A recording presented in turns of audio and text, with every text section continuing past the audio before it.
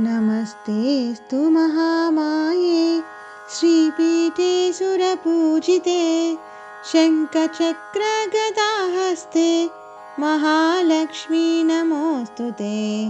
नमस्ते गरुडारूढे कोलासुरभयङ्करी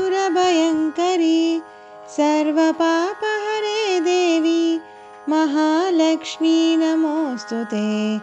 सर्वज्ञे सर्ववरदे सर्वदुष्टभयङ्करी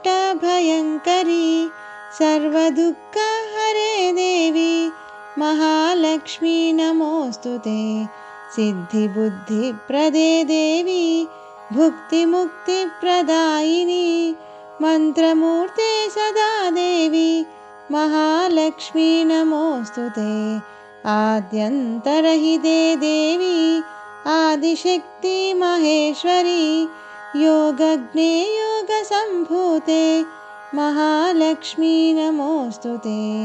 स्थूलसूक्ष्ममहारौद्रे महाशक्ति महोदरे महापापहरे देवी महालक्ष्मी नमोऽस्तु ते। पद्मासनस्थिते देवी परब्रह्मस्वरूपिणी परमेशी जगन्माता महालक्ष्मी नमोऽस्तु ते।